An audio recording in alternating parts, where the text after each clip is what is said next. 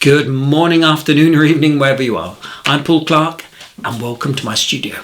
Now today we've got 5 great techniques for painting water in watercolour. From lovely, soft, tranquil ripples to some great crashing waves on the beach. So come and join me and we'll paint this step by step together.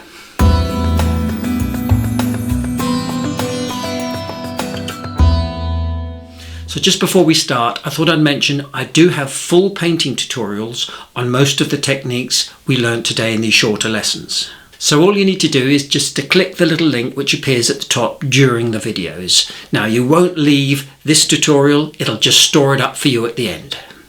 So let's get going. Okay, today's materials. My paper is some Arches Rough 300 and I'm using that on all 5 of the demonstrations today. My brush is a medium mop, number 12 round, 3/4 inch flat, and my trusty number 3 rigger. And my colours, I'll be mentioning those as we go through the video. Okay, for this first demo, it's a very simple, subtle ripple in the water, and I'm using some French ultramarine, but you could use some cobalt blue. And a nice watery 60% water, 40% paint mix. So straight in with some clean water with my mop and let the water soak into the paper for a few moments. Now with my flat brush, quickly paint in a graduated wash with a nice lot of paint at the bottom.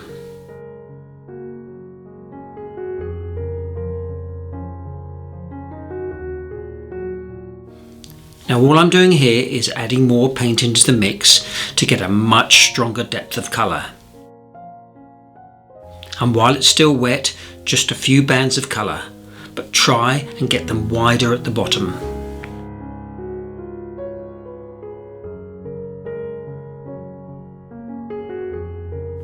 Take out a little of the colour just so the value is a little less in the distance and closer together to get that sense of perspective.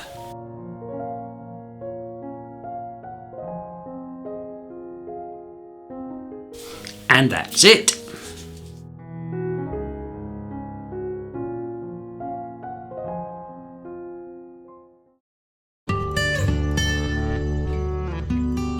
Next are some more defined ripples with a reflection. So I've pre-painted a fairly simple sky with some basic tree shapes and then let it totally dry. For a full painting video with these techniques, link above. And as before, I'm wetting with clean water the bottom section. And now with some French ultramarine, a graduated wash from the bottom.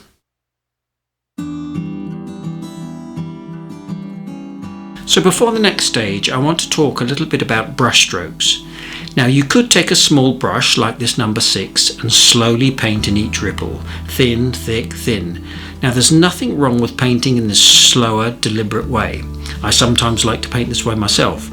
But I do feel that if you want to get a bit more life into your work, it always looks that little bit better if you can paint with one quick stroke. So practice your wrist action, quick left to right movement, all done with one number 12 brush. Then skim across the top of the paper, lovely natural strokes. And you can even pick up some of that great dry brush effect. So here we go. Make sure it's nice and dry, and we're using the same ultramarine mix.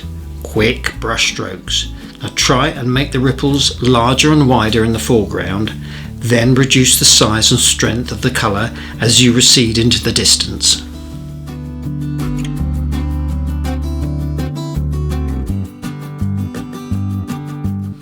Next, with similar colours, paint in the tree reflections and try and match the ripple shapes that you've already painted.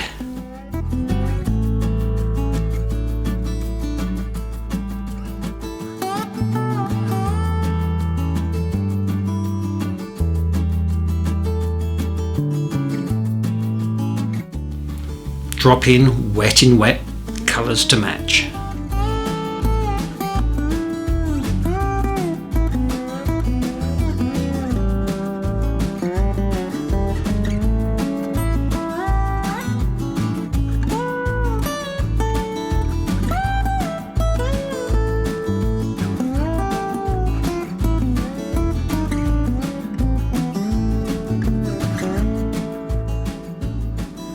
when this is totally dry, I'm using a damp tissue and softening both the tree line and the reflection just here in the distance.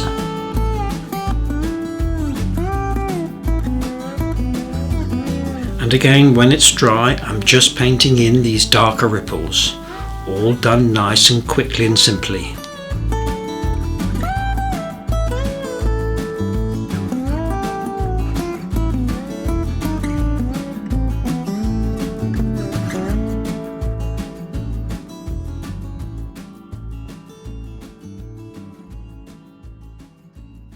And I think we're done.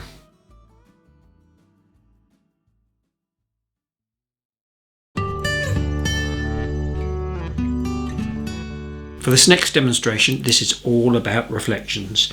Now sometimes you won't see any blue in your water at all, because as we know, water has no actual colour of its own. It's all about what colours are reflected into it. And again, full detailed video on painting reflections, link above. So here I've just painted a simple little scene with a variety of green trees and a small bridge. And I'm just painting in some yellow ochre and burnt umber washes to suggest this earthy bank.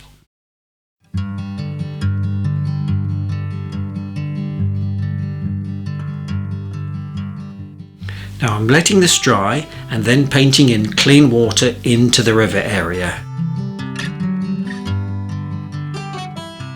And all I'm doing here is dropping in matching colours to the above, wet in wet, to get this lovely soft reflection effect.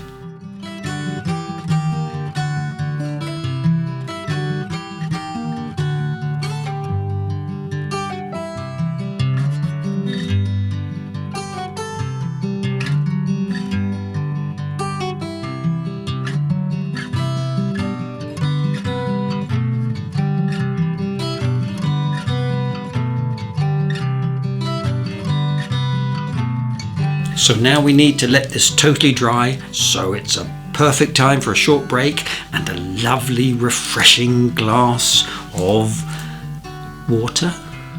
Is that it? Yes, that's what the video is about.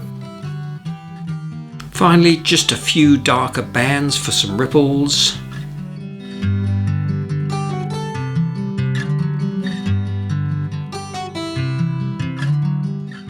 And then of course the magic scalpel to scratch out a few glistening highlights.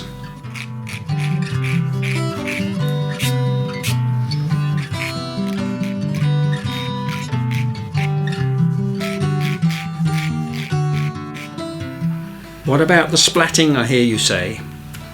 Oh, all right then, just a little.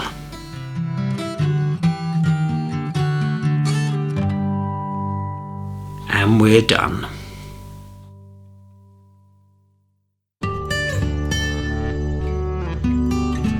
So for this next demonstration we've got a choppy sea, and we're just going to be using one colour, and this is some Prussian blue, so it'll be a perfect test for getting our tonal values right. Start again by wetting the paper and then with a number 12 brush paint in a graduated wash top and bottom. Now dry off the brush and lift out a sense of light through the centre.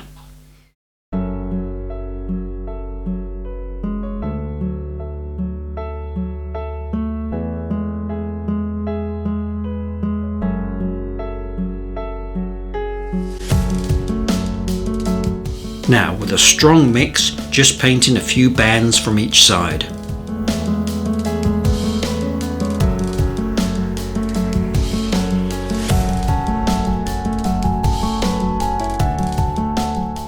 Now let this totally dry and paint in some light washes in the distance. And again, the trick here is to keep them much lighter in the distance and the centre. Then increase the size as you move towards the foreground. Also, drop in much stronger colours to the sides to help with that sense of light running through the centre. I'm dropping in lots of wet in wet washes and using clean water to soften and blend some of the bottom of the waves. All of this has been done with the same number 12 brush.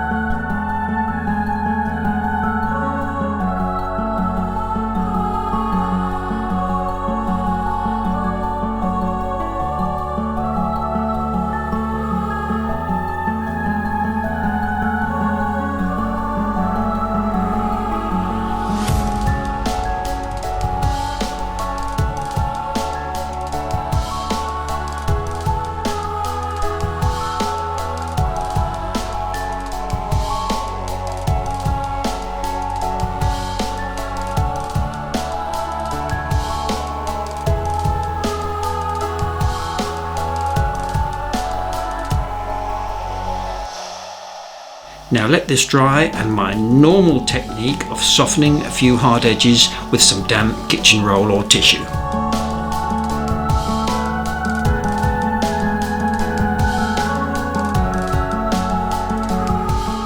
Next, this is a great technique for lifting out highlights.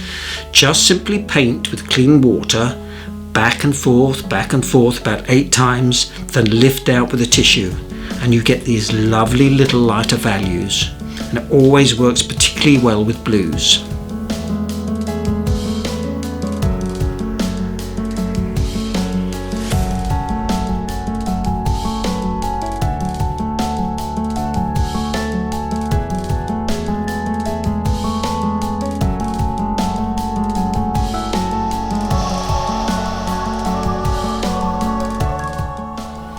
Now just finish off with a quick headland here, and again lighter towards the centre.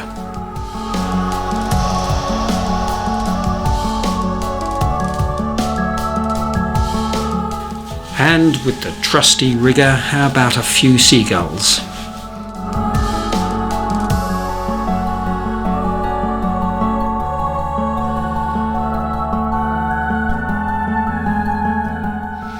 There, and we're done. What are we missing? Let's put in a trawler struggling to get home.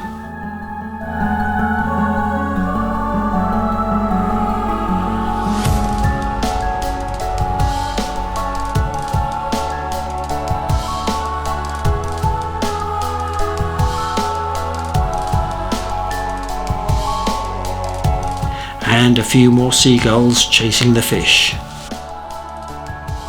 Sound effects, please.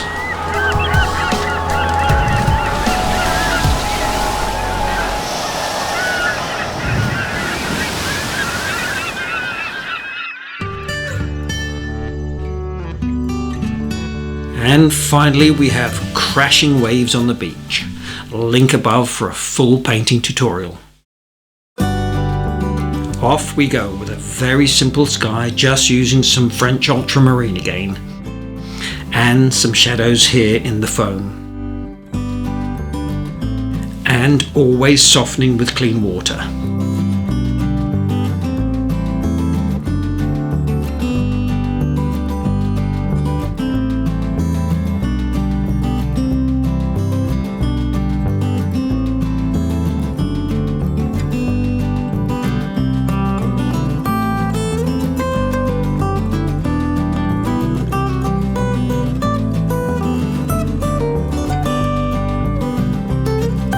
Now this is some yellow ochre, and I'm just blending it into the edge of the water.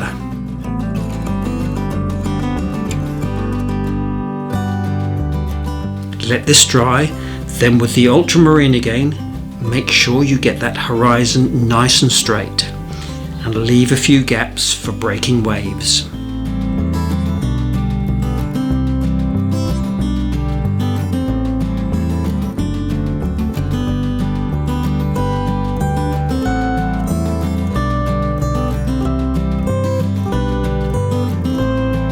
Now I'm adding some phthalo green into my blue.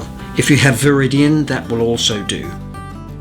Now this is an outrageously bright colour, but it's perfect to suggest that bright, semi-transparent part of the wave. Now just blending it in with the ultramarine.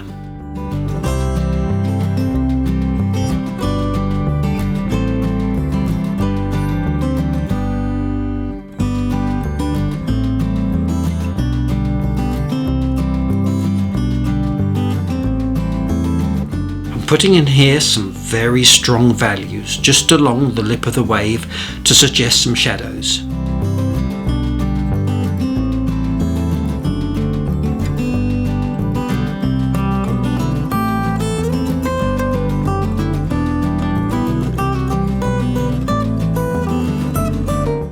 And here just some further details in the sea.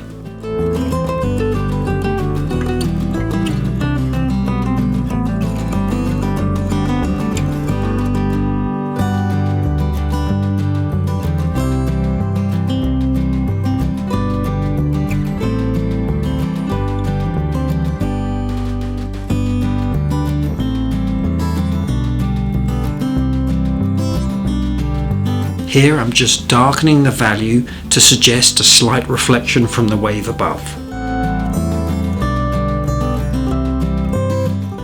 And a little touch of burnt umber here.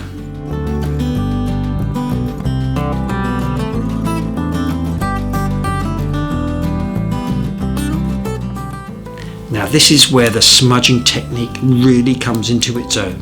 It's just perfect to get those spray foam effects. Love it.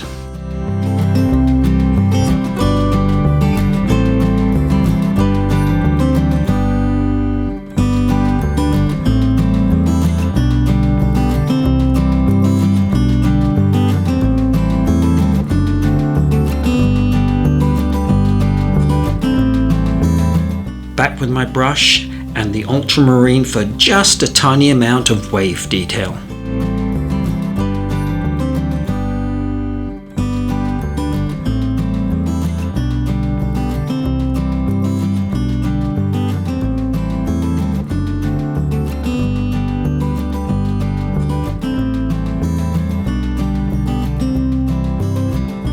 Magic scalpel time again for some of this spray detail. Now several of you have asked me about this little tool, and to be fair, it's not really a scalpel but just a very cheap craft knife brought from a local DIY store. You know the place. They wear mainly orange uniforms. What? No, not Guantanamo Bay. Anyway, it's perfect for creating those little dots of white.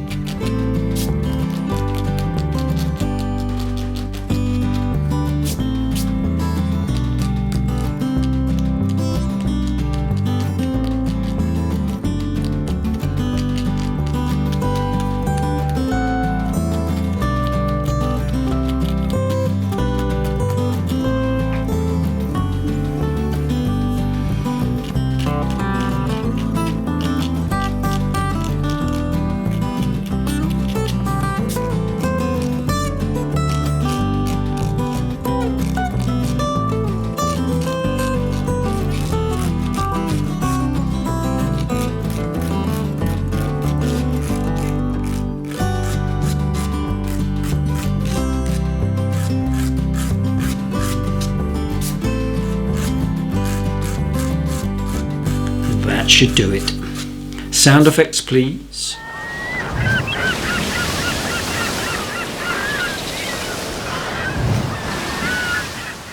Well, I hope you enjoyed that as much as I did, and your bloody seagull's still here. And you'll give it a go. Please don't forget to do all the normals, like, subscribe, leave a comment, join the Facebook group if you'd like to share your pictures. It's been fantastic to see everyone's paintings, and I'll look forward to seeing you all again next Wednesday. So take care.